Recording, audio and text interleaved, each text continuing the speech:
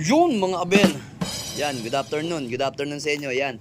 Ito na yung mga young bird natin. Medyo hinapon kasi tayo sa paggising yan. 6:04 na. Ayan. Ayan, yun no. Yung dalawang yan, yung blue bar na yan, no. Oh, ang lalaki na, oh. Ito yung anak ni ano, direktang anak ni Peter B na Arandok. Ayan. Ni Kimaro. Ayan, oh. Anak ni Kimaro yan. Ayan, oh. Kita nyo mga abel, oh. Susubo lang. Young bird to ng PUF. Ayan o. Gandang ibon nito. Kaso mayroong ano, bulutong konti. Ayun o. Yan yung last breed natin kay ano. Kay sa ano. Sa North. Last breed natin kay ano. Then ito naman is anak to ni kanino ba tong anak? Ay, ayun. Kay ano. Kay Pastel. At saka kay NPL. Yan o. Yung Jimmy D natin, Jimmy D at saka Pastel, ayan oh, gandang ibon. Ito gusto ko. Ito mukhang gagawa to. Ito sa ano to? Sa young bird ng PPCP yan mga kabel oh. Gandang young bird oh. Oh. Ibang-iba yung itsura ng ano, nung Pastel natin oh. Kita nyo oh. Ayan oh. Bata pa lang, dami ng ano, puti-puti sa ulo ito oh. Parang clear na kaagad oh. Hindi kagaya nito. Ito kalimitan yung mga ganyang itsura na may mga dilaw-dilaw pa yan. Yan yung mga tipong magagaling yan, oh. Kita nyo, kahit sa buntot niya, sa ilalim ng pitan nyo, may balahibo pa, dilaw, oh. Batang-bata, hindi kagaya nito. Parang itong ibon na to is early matured. Yan yung mga lahi ng mga Peter B natin. Then ito, makikita nyo mga kabel, ito. Yung mga ibon natin, yan, oh. Ang ganda, itong isang to, black check, oh. Ewan ko, black check ba o dark check? Yan, oh. Yan is anak naman yan ni ano, line breeding sa ano, Johnson President natin. Yan no. Pati to. Checkered kumukha ng ano natin na foundation bird natin ng Peter Johnson Press, John Press. Johnson President no, ayan no. White flight, ang ganda. Gandang white flight din ito. Daming puti oh. Kita nyo oh. Solid yung pagkaputi.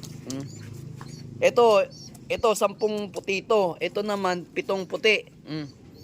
Yung tatlong dulo may itim. Tapos ito wala. Oh, 10. Oh.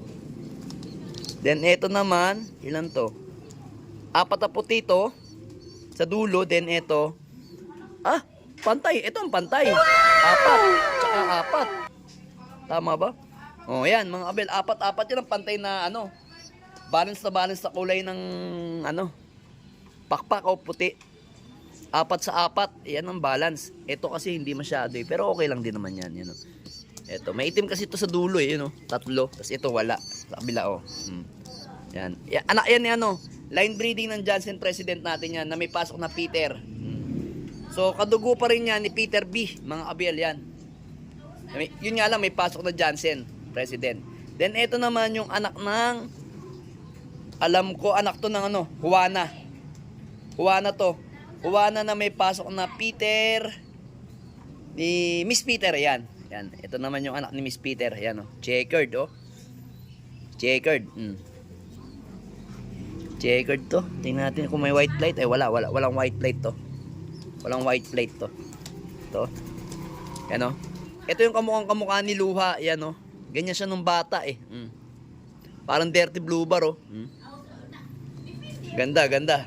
So masusubukan natin yung mga yan, yung breeding natin yan. Sana mag-click yung breeding natin ngayon sa paparating na winter ng ano, ng PPCP, PUF, PRC. Kasi wala tayong young bird ng ano eh, ng BBC ngayon eh. Yan mga abel oh. Yun nga, meron pa tayong hinahabol kasi meron tayong pinatay na 2 ibon dahil nga weak.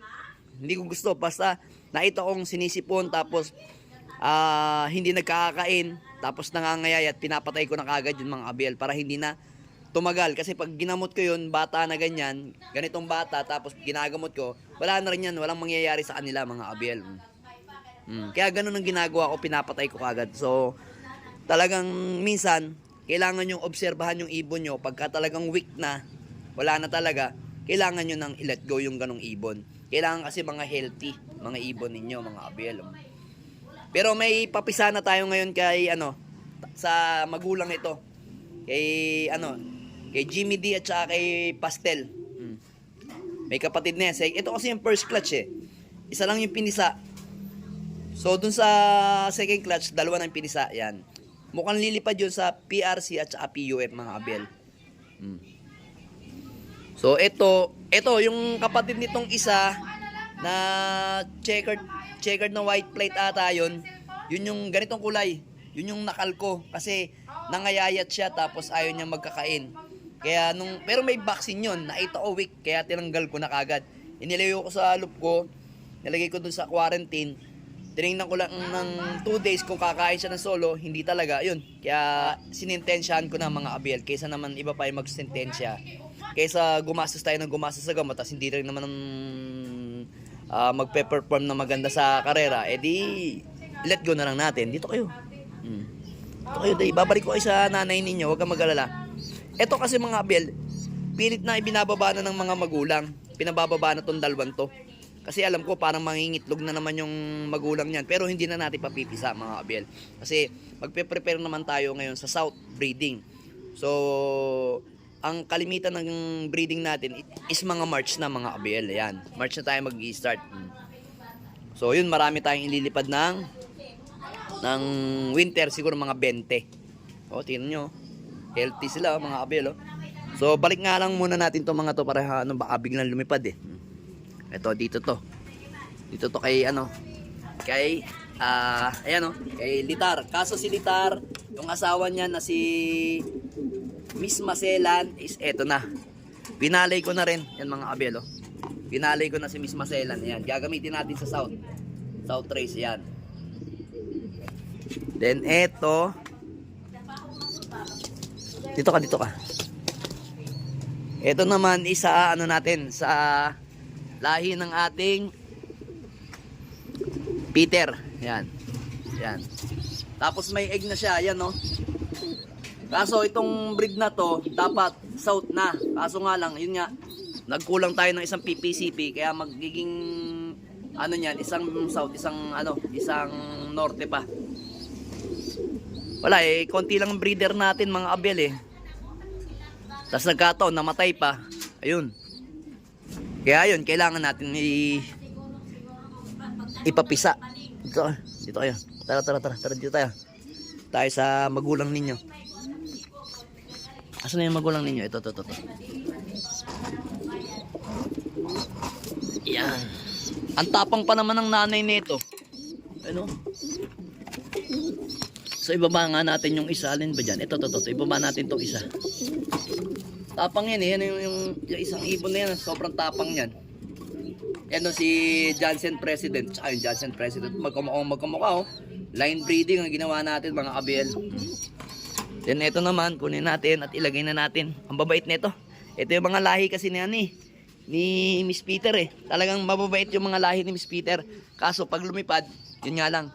Medyo wild, nawawala ng 1 araw o 2 araw sa ranging.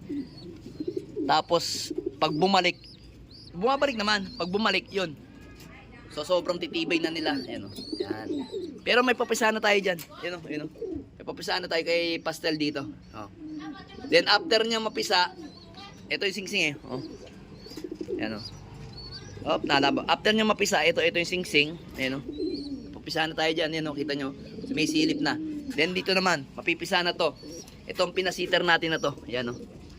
Yung pinasiter natin na yan is anak din ni pangalan ito, ni Miss Peter at saka ni Juana. Yan. Ginawa lang talaga natin tong ginawa lang muna natin tong sitter. Itong si kapatid ni Juana at saka yan. Kapatid ni 641 na pumarte natin ng patibayan, yung black check, ang gandang ibon, kita nyo. Ayan. Yung ginagawa natin sitter is mga proven na mga abelo. Pero gagamitin din natin yan soon pag edad nila. Ito napakaganda nito eh. 641 na yan, kapatid ni 641. Sayang yan oh. Young bird yan ng PUF, sayang kung nailaban ko, magaling din sigurado to. Kasi ang galing nung kapatid niyan eh. Sa norte, ang galing. Talagang pagdating lang namin ng last lap, na-smash lang. Talagang yun, konti lang, ilan lang naglakata nun. Isang live lang na nag-clock. Sa 6 na nag-clock na yon, isa lang yung live. Talagang swertehan lang sa dulo pagka smash. Ayan o. Gandang ibon o to. Pipisa na yan. Tapos, hiwa-hiwalay na yung iba nating ibon. Kasi, ang gagawin natin sa ibang ibon dito is, yung iba, gagawin natin sitter. Kasi nga, magpaparami tayo sa lahi ni Miss Peter. Ito. Magpapadami tayo dyan kay Miss Peter at saka kay Mr. David. Ayun, si David yun. Atago si David yun.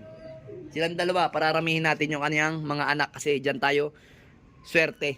Then, eto po, si Juana at saka si Arandok. Ayan. Then dito rin. Ito, hindi na ito muna hihiwalay. Testing muna itong mga to. Saan na lang natin sila ihiwalay pagka nasubukan na natin yung lipad na mga anak niya. Yan. Alright. Let's go! Yes, guys!